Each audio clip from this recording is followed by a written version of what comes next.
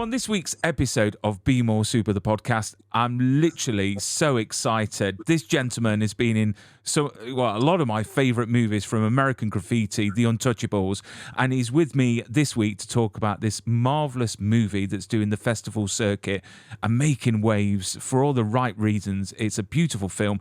It's called This Time, and my guest is Charles Martin Smith. Charles, welcome to the show, sir. Thank you. Happy to be here.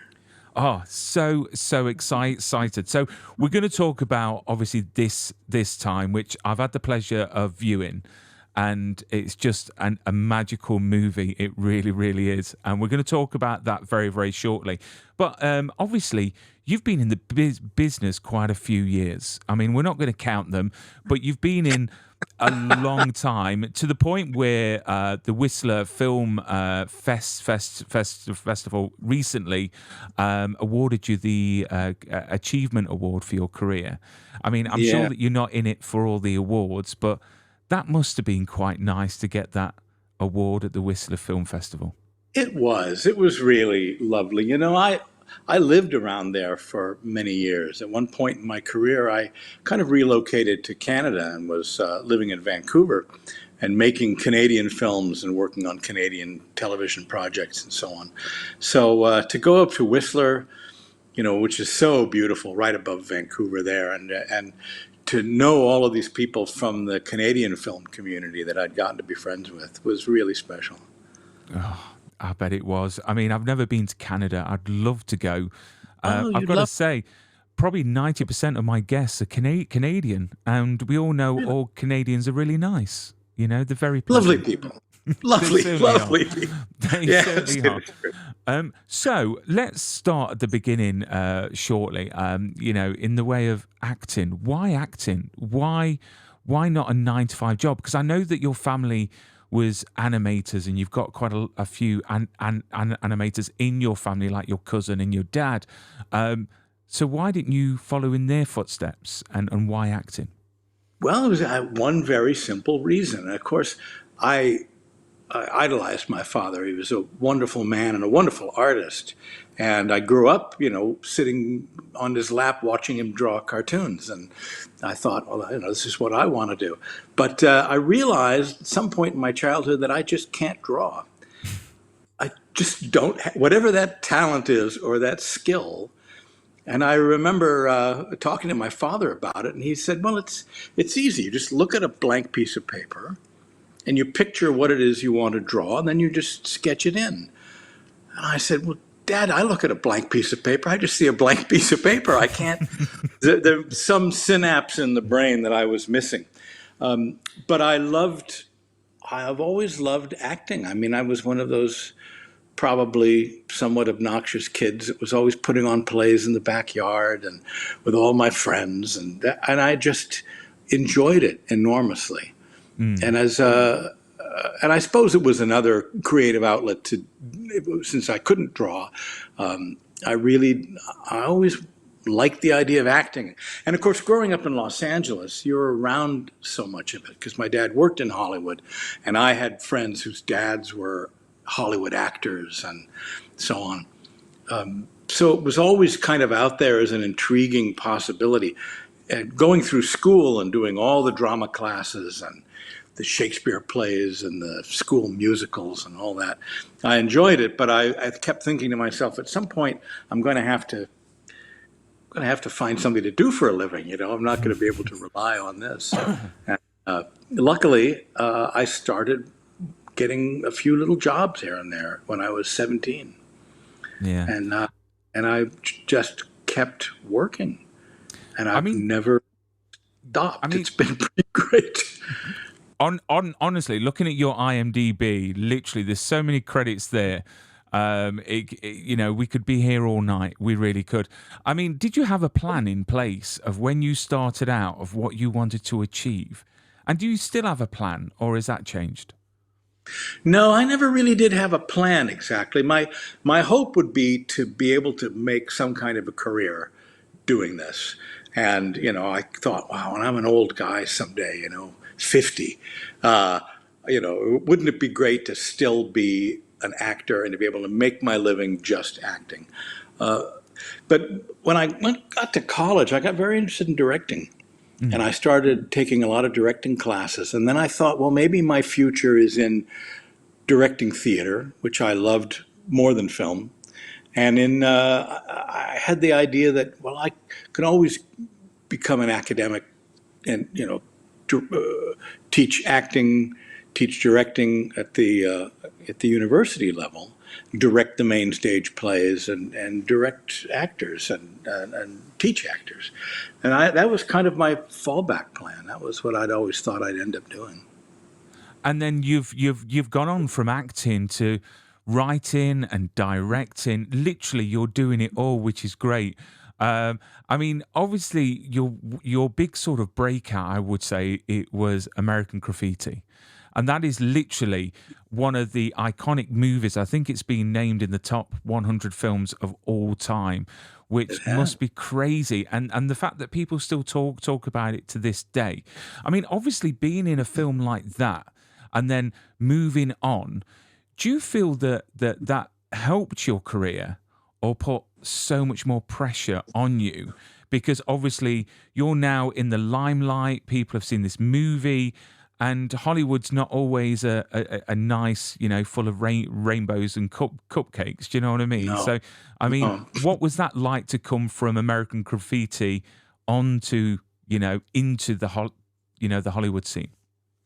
Well, I'd done supporting parts in two movies the previous year when I was 17. And, actually, what I did, I took the money that I made from those two movies and a couple of TV shows, including an episode of The Brady Bunch and a classic, an American classic. Oh, And I yes. took a semester off and went to England and backpacked around for about a month and a half. Particularly interested, I wanted to go to Stratford and see all the Shakespeare birthplace stuff and all that. So I actually spent that that time there. And when I came back, my agent said, "Well, you kind of missed the casting for this movie. It had a lot of parts for teenage kids in it." But he said, "I think it's probably all cast by now." But as it turned out, it wasn't quite cast, and I got in at the last minute and got the part in American Graffiti. But it was such a little low budget movie, Mm. even though we had enormous respect for George Lucas, and he had Francis Ford Coppola as the executive producer on it. He had some real support. We just thought the movie was such a low budget little thing about a bunch of kids cruising around in cars that nobody would notice. We thought it would be a good movie that no one would pay any attention to. So when people did begin to pay attention, we didn't quite know what to make of it. It was a bit shocking. so, uh, and I don't think anybody really had any expectations for the actors coming out of it. Maybe they did.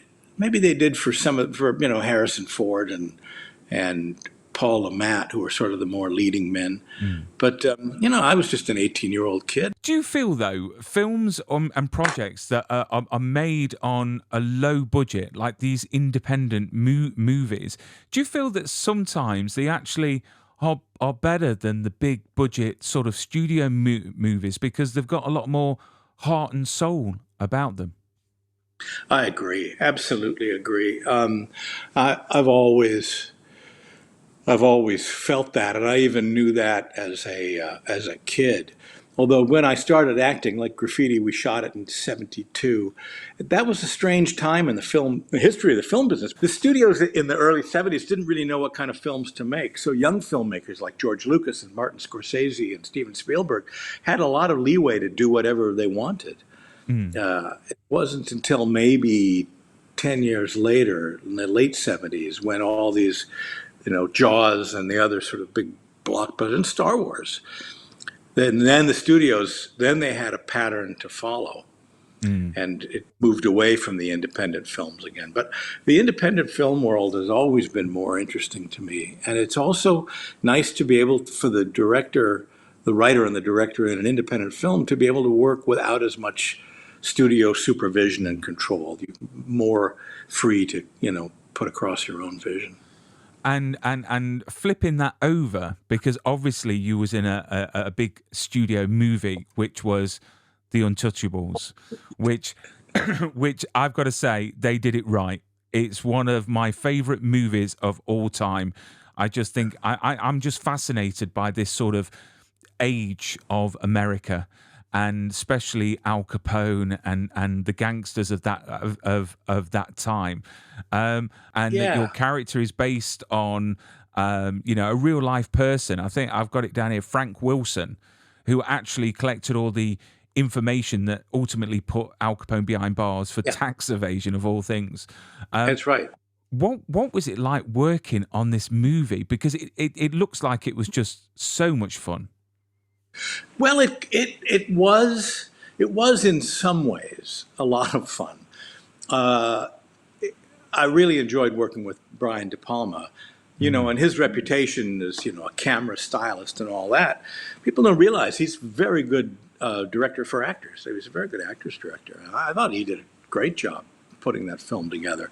And what fun to work with Sean Connery and have a great cast that we did. And to shoot in Chicago, the old buildings, beautiful production design. It was a big budget movie. I mean, all of our clothes were made by Armani. It was all of that stuff was a great deal of fun. On the other hand, there was a lot of pressure, and there was a lot of time pressure. And Brian would often, because again, he's like we were just talking, he's basically an independent filmmaker in his way of going about it, and where he came up at the same time as Lucas and Spielberg and Scorsese and all those other independent guys. So it was a little tough for him, I think, to be working under the Paramount supervision. And I know there was some conflicts going on there, some of which then comes down onto the set. It doesn't have anything to do with the actual work, but to the atmosphere of the filming, it's a bit tough. But I thoroughly enjoyed doing that and working with Brian. And the script, which was originally by David Mamet, one of the great playwrights. We had wonderful dialogue. Isn't there dialogue in that movie? It's just so fun, so interesting and rich, and has that sense of history in it.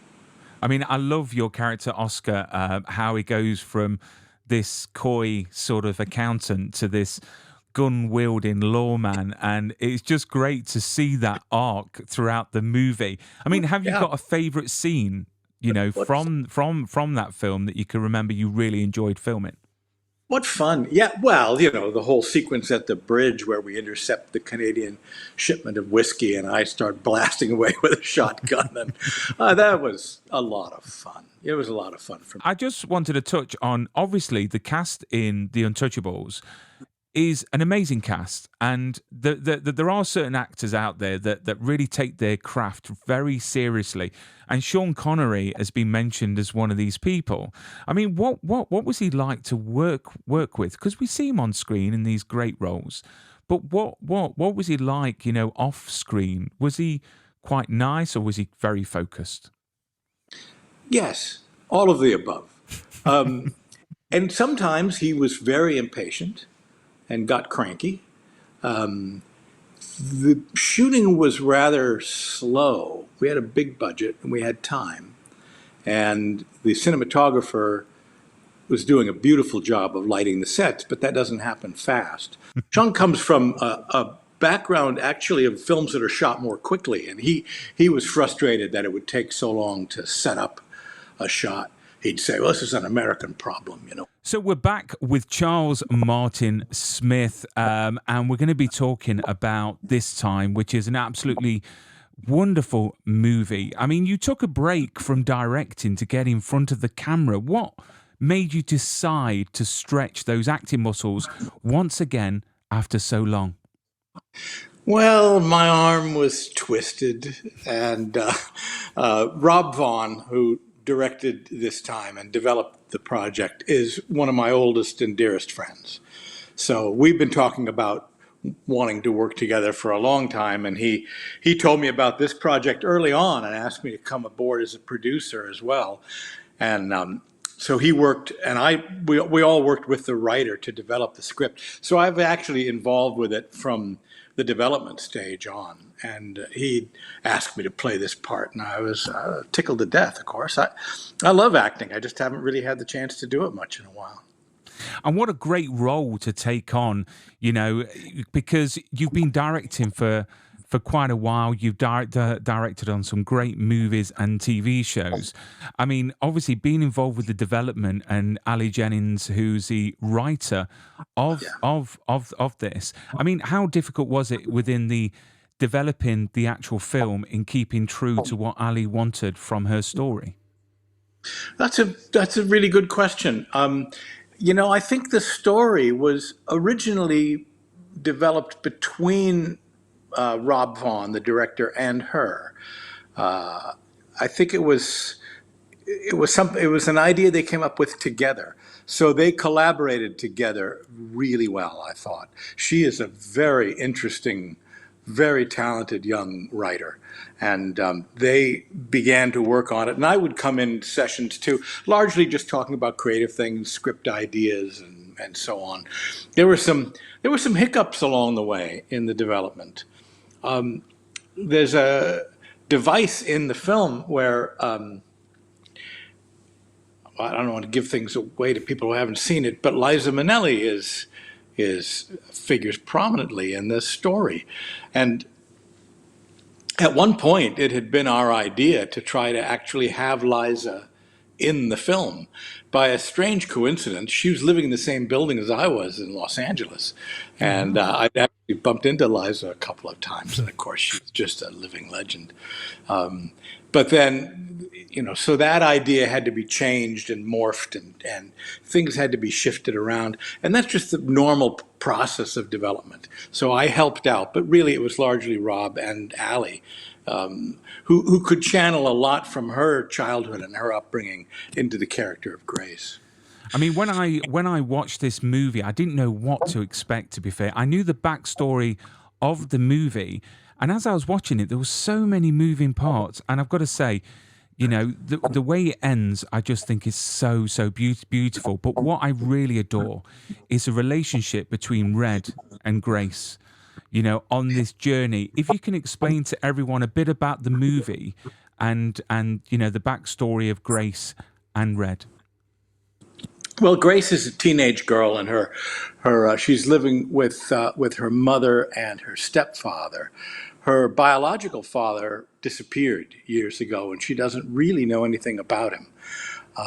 So at the beginning of the story, she finds a trove of his possessions, including letters and photographs. And she's intrigued. She wants to know, who was her father? What kind of a man was he? And why did he walk out all those years ago? So she works with her mother and her stepfather at a mortuary.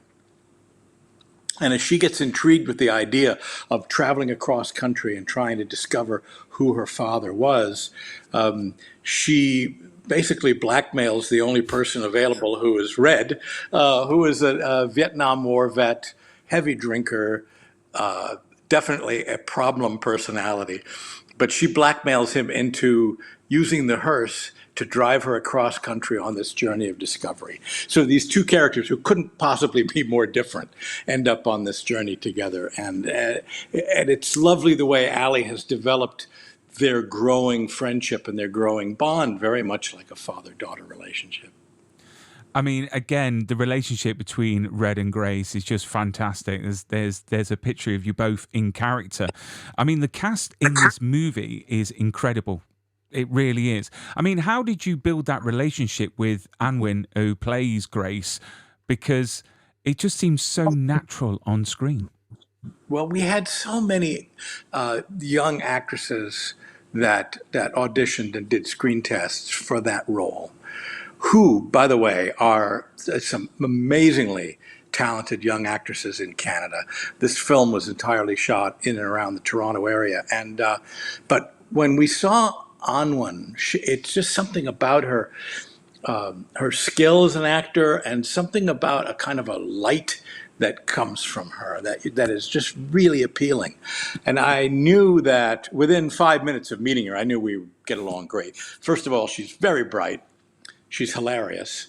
And we would sit in our hearse for, during the filming and just talk about everything and laugh. And I think sometimes we got on poor Rob Vaughn's nerves because he's trying to direct a movie and we were just having a blast.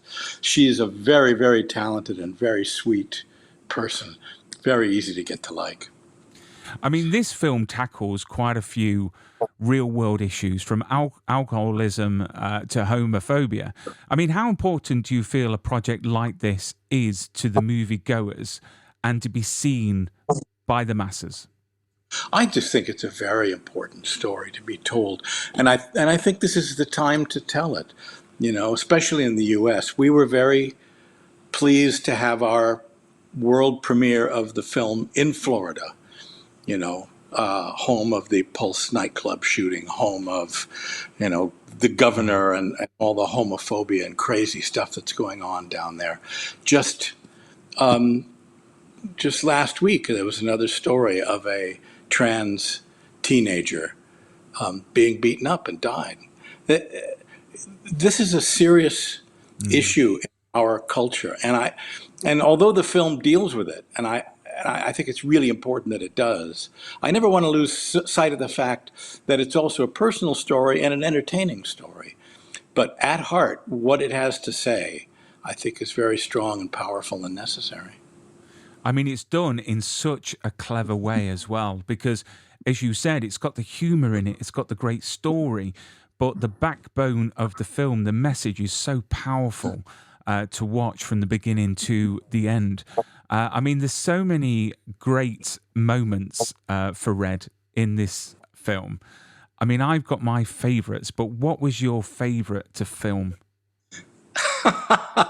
Oh, I don't know. There's a wonderful little subplot where Red is convinced, and Grace convinces him to try to reconnect with his estranged daughter, who's a grown woman with a couple of children. And so we shot that scene with a very, very talented and wonderful Vancouver actress playing my daughter. And because I hadn't acted in a long time, I hadn't done anything that was sort of that powerful, that had those kind of emotions in it, a father being rejected by his daughter. And that was, just from an acting point of view, that was exciting.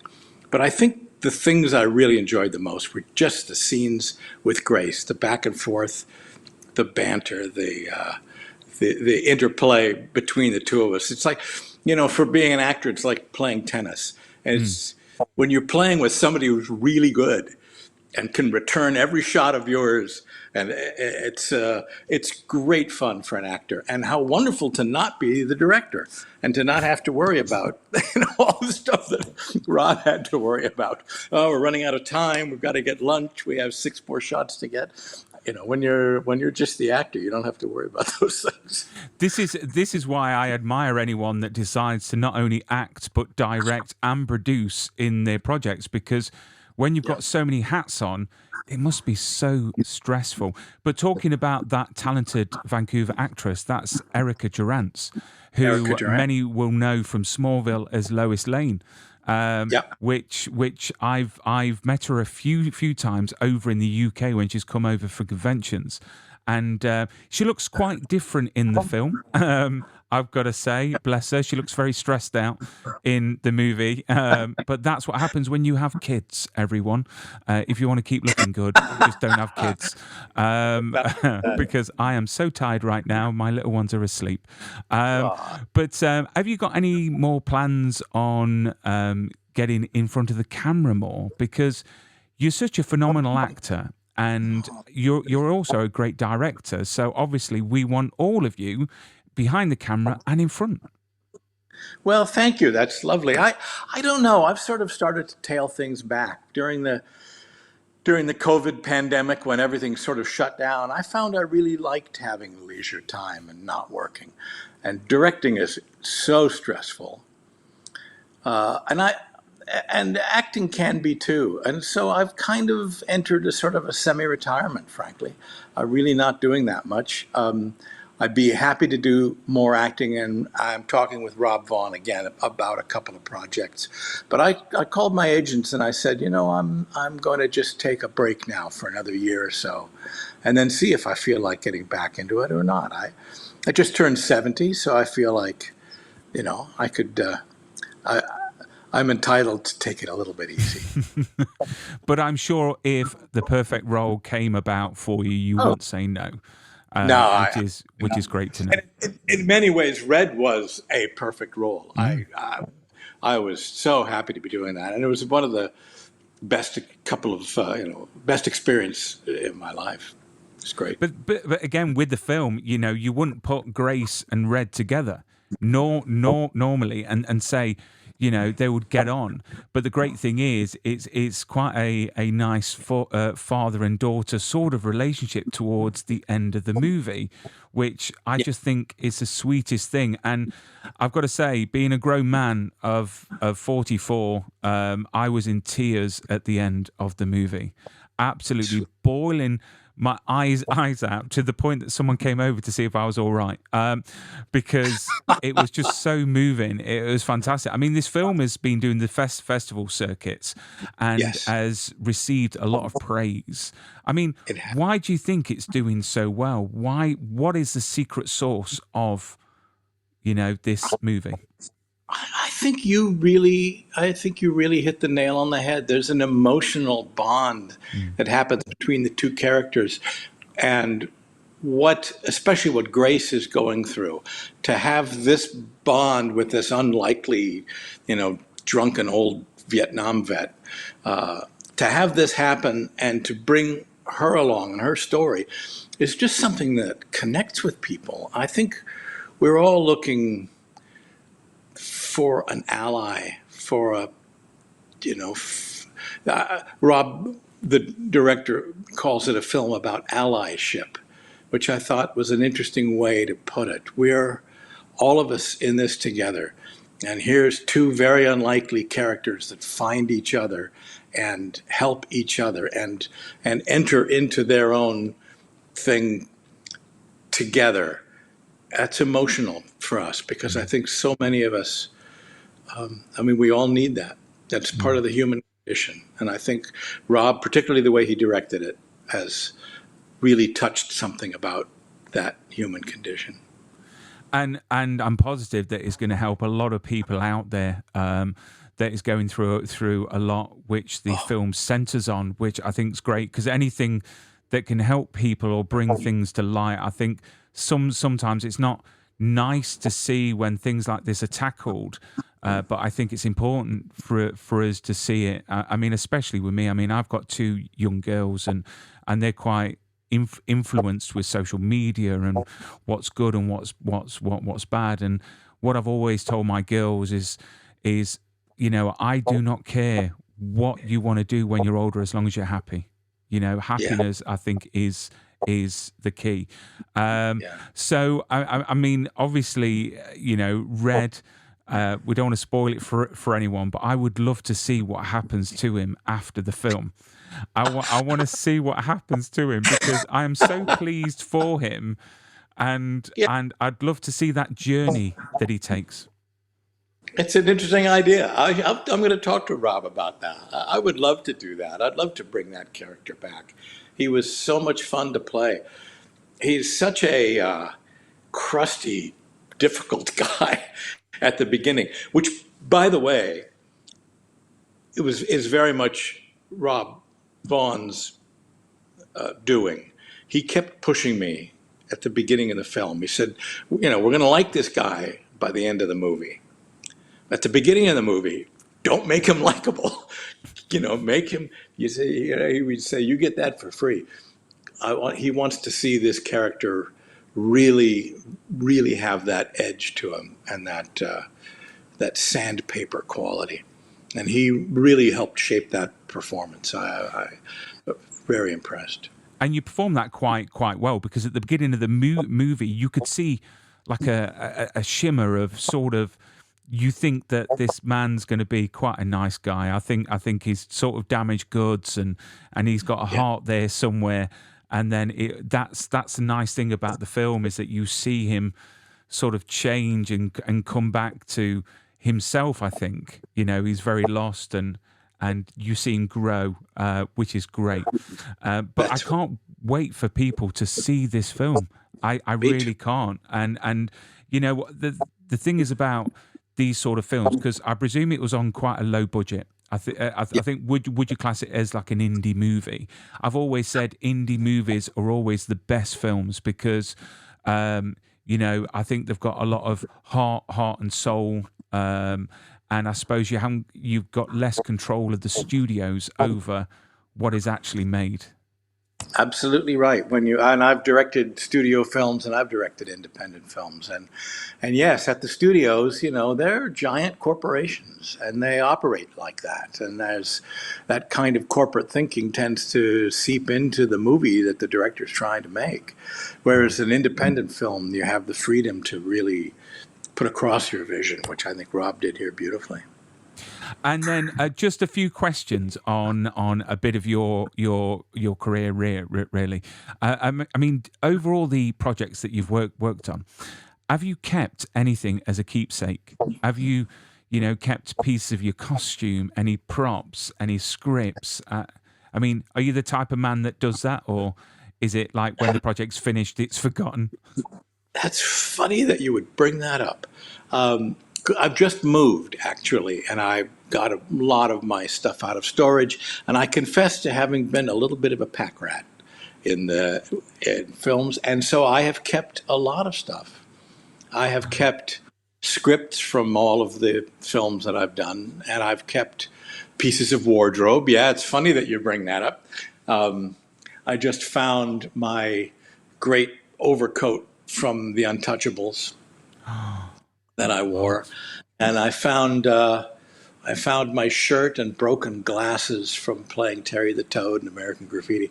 I have a lot of I have a lot of those things, and certainly a lot of photographs and Mm. all that. I've always been a little bit of a pack rat, and you know which is a problem sometimes when you're going through life hauling all this stuff around. But it's interesting now, 50 years later, to go back and look at some of this stuff. I mean, it's crazy to think that you've got these things packed away, and there's people out there that would literally have them on display in like I, a box frame, or and a bit of like worship there. I mean, obviously the sponsors of my show, Prop Store, that's what they do.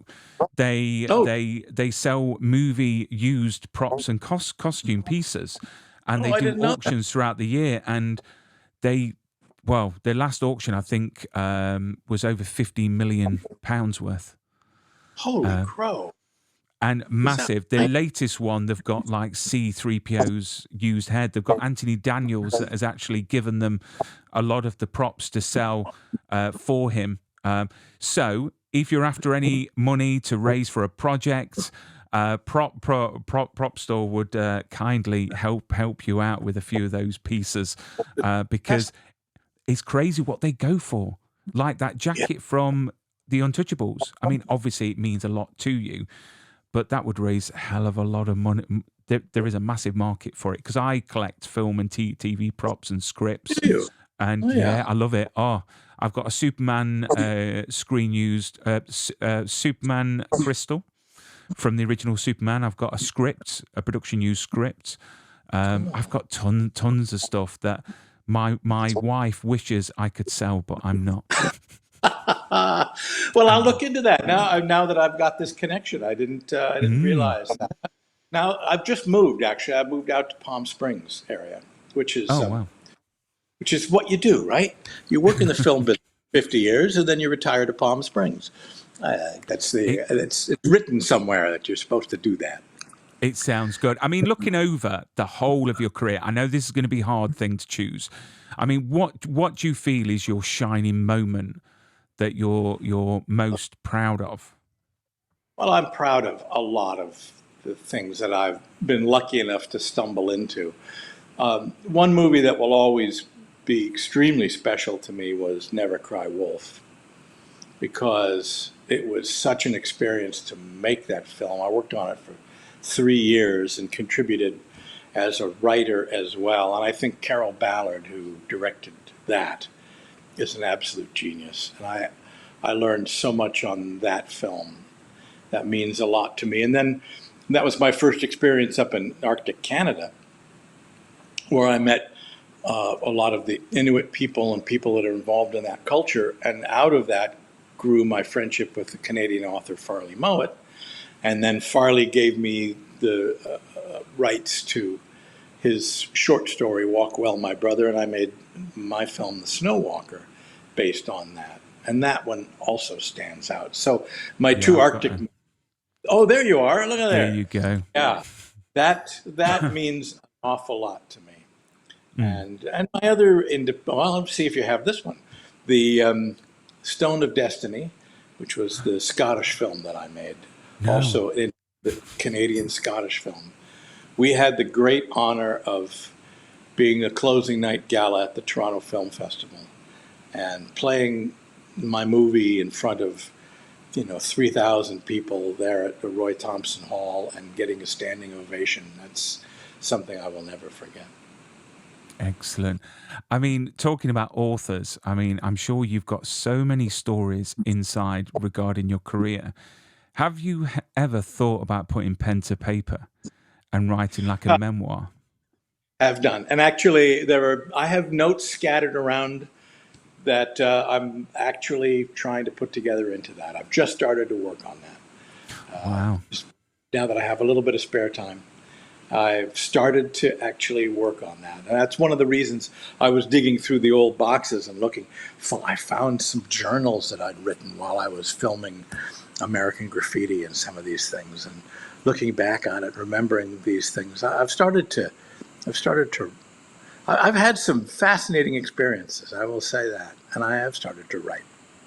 That would be fantastic. You see, for me, I don't read enough books, but I love memoirs and autobiographies because I think for me, they're a bit more relatable, like Michael J. Fox's and Christopher Reeve and people like that. And with your experience and your mass career, I look forward to reading those stories.